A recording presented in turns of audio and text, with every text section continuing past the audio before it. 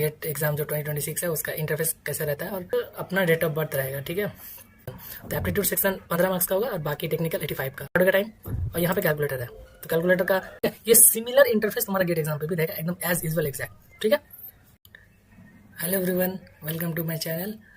तो चलो आज देखते हैं आज ये गेट एग्ज़ाम जो 2026 है उसका इंटरफेस कैसे रहता है और कैसे उसका मतलब इंस्ट्रक्शन क्या क्या रहता है उस पर थोड़ा सा बात करते हैं।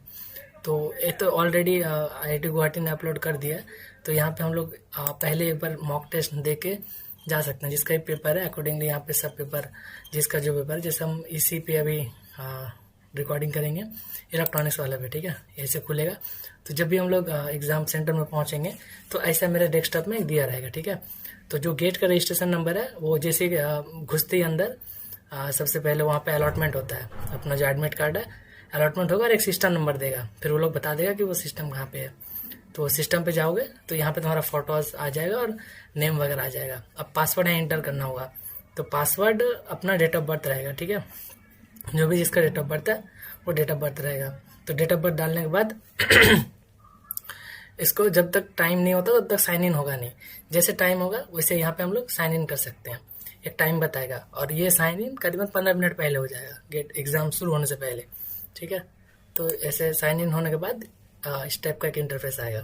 ठीक है, तो हमें बहुत सारा इंस्ट्रक्शन दिया है ना, तो ये सारा इंस्ट्रक्शन एक एक करके पढ़ने से अच्छा है कि हम जो मेन इंटरफेस है उसी पे डिस्कस कर लेंगे, क्योंकि मेरे को तो सारा ये इंस्ट्रक्शन पढ़ा हुआ है कि क्या क्या है। कुछ बेसिक चीज़ें जो बता देता हूँ कि ये 3 घंटे का एग्जाम है, सबको पता होगा। और एक कॉर्नर में टाइम माने ये क्लॉक दिखेगा, माने वो होगा काउंट डाउन होगा नीचे। ठीक है, 180 मिनट से डाउन डाउन होते होते जाएगा। ठीक है, ये क्वेश्चन का ये शो होगा उस पर। अगर कोई क्वेश्चन में विजिट नहीं करते हैं, सबसे पहले तो क्वेश्चन 2 पार्ट में डिवाइड होगा। ठीक है, एप्टीट्यूड सेक्शन और टेक्निकल सेक्शन। तो एप्टीट्यूड सेक्शन 15 मार्क्स का होगा और बाकी टेक्निकल 85 का। ठीक है, तो अगर कोई क्वेश्चन को हम विजिट नहीं किए, एक बार भी नहीं देखें, तो वैसे व्हाइट दिखेगा। अगर विजिट किए, आंसर नहीं दिए, रेड। और अगर उसका हम आंसर कर देते हैं तो वो ग्रीन दिखेगा। अगर हम वो विजिट किए लेकिन हम उसको मार्क करना चाहते हैं बिना ऑप्शन का ही, हम ऑप्शन सिलेक्ट नहीं किए कोई सा भी, और फिर हम चाहते हैं क्वेश्चन को बाद में फिर से रिव्यू करें, तो उसको हम अगर मार्क एज रिव्यू करेंगे तो हो जाएगा, फिर हम लोग नेक्स्ट कर सकते हैं। तीसरा चीज, अगर हम आंसर कर दिए और डाउट है कि हम इसको चेक करना चाहते हैं दोबारा, तो हम उसको मार्क ऑप्शन सिलेक्ट करके मार्क एज रीड करेंगे तो वो हो जाएगा। ठीक है, दूसरी बात, कोई आंसर का मैंने क्वेश्चन का आंसर जब सिलेक्ट करेंगे तो जब तक नेक्स्ट नहीं करेंगे तब तक वो आंसर सिलेक्ट नहीं होगा, है ना। जैसे कि हम दिखाते हैं आगे क्वेश्चन में। ठीक है, और साइंटिफिक कैलकुलेटर रहेगा कॉर्नर में, ये सब भी दिखाते हैं और बाकी जो सब इंस्ट्रक्शन है हम आगे बताते हैं। और एक चीज, क्वेश्चन टाइप। ठीक है, तो यहाँ पे MCQ रहेगा, जिसका 4 में से एक आंसर सही होगा, और सिर्फ MCQ में ही नेगेटिव मार्किंग है। 2 मार्क्स का होगा तो 2/3 और 1 मार्क्स का क्वेश्चन होगा तो नेगेटिव 1/3। बाकी MSQ क्वेश्चन का कोई नेगेटिव मार्किंग नहीं है, और NAT टाइप का जो न्यूमेरिकल आंसर देना होता है उसका भी कोई नेगेटिव नहीं है। अब कैसे पहचाने कौन MSQ है कौन MCQ है, तो वो हम आगे दिखाते हैं। ठीक है, और बाकी आगे देखते हैं, नेक्स्ट करेंगे। ये यहाँ पे दिख रहा है 65 क्वेश्चन है, 1 मार्क्स का 30 क्वेश्चन और 2 मार्क्स का 35 क्वेश्चन है ना। उसमें से जनरल एप्टीट्यूड का 5 मार्क्स का 5 क्वेश्चन 1 मार्क्स का रहेगा, 5 क्वेश्चन 2 मार्क्स का रहेगा। और आगे यहाँ पे देख सकते हैं, यहाँ पे टिक करने के बाद हम I am ready to begin करना है। तो ये एग्जाम जब तक एग्जैक्ट टाइम नहीं होगा, मान लो किसी का एग्जाम 9 बजे से है, तो जब तक 9 बजेगा नहीं ये स्टार्ट होगा नहीं। और ये इंस्ट्रक्शन 15-20 मिनट पहले पढ़ने दिया जाता है। ठीक है, तो I am ready to begin करने के बाद इस टाइप का इंटरफेस आएगा। तो यहाँ देख सकते हो कि कैसे टाइमर ड्रॉप डाउन हो रहा है ना, स्टार्ट हो गया टाइम। और यहाँ पे कैलकुलेटर है, तो कैलकुलेटर का अलग से वीडियोस देख सकते हो कहीं पे साइड से, है ना। दूसरा चीज, जो भी गेट दे रहे हो एक बार कैलकुलेटर का वीडियोस देख लेना, क्योंकि ये कैलकुलेटर थोड़ा अलग टाइप से चलता है ना। तो ये कैलकुलेटर थ्रू आउट एग्जाम के टाइम ये यहाँ पे रहेगा। कैलकुलेट कर लिया, फिर इसको कैंसिल कर सकते हैं। उसके बाद देखो, जैसे यहाँ पे देखो एप्टीट्यूड सेक्शन और ये टेक्निकल सेक्शन। तो पहला 10 क्वेश्चन जो 15 मार्क्स का है वो अलग से दिख रहा है। और अगर हम कभी भी किसी भी पार्ट को कभी भी अटेंड कर सकते हैं, कभी हम पहले यहाँ से भी शुरू कर सकते हैं, यहाँ से भी शुरू कर सकते हैं, या फिर इसको करके इलेक्ट्रॉन ये टेक्निकल में गए, फिर दोबारा हम फिर एप्टीट्यूड मार सकते हैं। ऐसा कोई टाइम बाउंड नहीं है कि पहले एप्टीट्यूड करोगे तभी दूसरा कर पाओगे, या फिर दूसरा कर लोगे तो एप्टीट्यूड नहीं आ पाओगे, ऐसा कोई रूल्स नहीं है। जिसको जो अच्छा लगे वो कर सकते हो, है ना। तो यहाँ पे देखो, जैसे हम सिर्फ अभी क्वेश्चन नंबर 1 विजिट किए हुए हैं, अब ये MCQ है। और देखो दूसरी बात, एप्टीट्यूड जो है सिर्फ MCQ ही आता है, एप्टीट्यूड में NAD टाइप भी नहीं आएगा, और दूसरा MSQ भी नहीं आएगा। एप्टीट्यूड का सारा क्वेश्चन ये MCQ ही रहेगा, ठीक है। तो देखो यहाँ पे तो MCQ ही है, तो यहाँ पे तो कोई सवाल ही नहीं है। देखो इसे सर्कल टाइप का रहेगा, MSQ में स्क्वायर रहता है। तो इसे सिलेक्ट कर लिया, इसको सेव एंड नेक्स्ट जब तक नहीं करेंगे एक क्वेश्चन सेव नहीं होगा, होते ही देखो ग्रीन हो गया, है ना। अब देखो दूसरा क्वेश्चन जो भी है ये तो हम सॉल्व करने जा रहे हैं। ये पेपर 2025 का है, ठीक है, कि कोई भी सीरियसली इस पेपर को दे सकते हो। जैसे तो यहाँ पे फिर दिख रहा है 2 मार्क्स का क्वेश्चन है, -2/3, है ना। अब इस क्वेश्चन में यहाँ पे हम मान लो इस क्वेश्चन को अभी मार्क पर रिव्यू करना है, तो ये करेंगे, और नहीं तो सेव एंड नेक्स्ट। अगर कुछ नहीं करना है, सिंपल सेव एंड नेक्स्ट। देखो ये व्यूड हो गया तो रेड हो गया। अगर हम चाहते नहीं हम इसको मार्क एज रीड करेंगे, तो देखो प्रीवियस क्वेश्चन को हम mark for review and next किए, तो ये इस कलर का आ गया। लेकिन हम अगर चाहते हैं कि नहीं इसमें हम कोई ऑप्शन भी सिलेक्ट करेंगे, ठीक है। जैसे देखो हम ये ऑप्शन सिलेक्ट करके अब mark for review and next करेंगे, तो देखो यहाँ पे दिखाएगा कि ये आंसर सिलेक्ट किया हुआ है, उसके बाद मार्क एज रिव्यू किया हुआ है ना। तो दोबारा जब उस क्वेश्चन में जाएंगे और इसको फिर सेव एंड नेक्स्ट कर देंगे, तो इसका कलर चेंज हो जाएगा, है ना।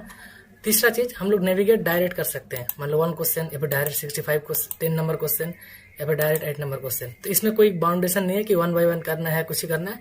हम लोग कहीं भी किसी भी टाइम पे कोई भी क्वेश्चन को अटेम्प्ट कर सकते हैं, ठीक है। उसके बाद टेक्निकल पार्ट में आ गए। टेक्निकल पार्ट में करते हैं सेव एंड नेक्स्ट, जो आ गया नहीं आ रहा है, अगर डाउट है मार्क पर रिव्यू एंड नेक्स्ट, फिर सेव एंड नेक्स्ट कर दिए।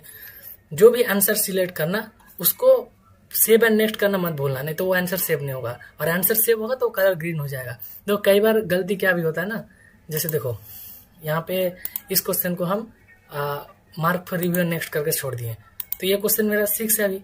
और फिर मान लो हम दूसरी बार रिव्यू किए, आंसर दे दिए, नेक्स्ट कर दिया, अब ग्रीन हो गया।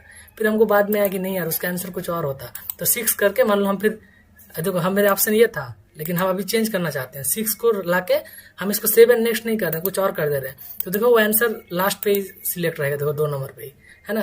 तो अगर आंसर चेंज भी करोगे तो सेव एंड नेक्स्ट करना है, ना भूलना, ये चीज याद रहे, सेव एंड नेक्स्ट करना एकदम जरूरी है, ठीक है।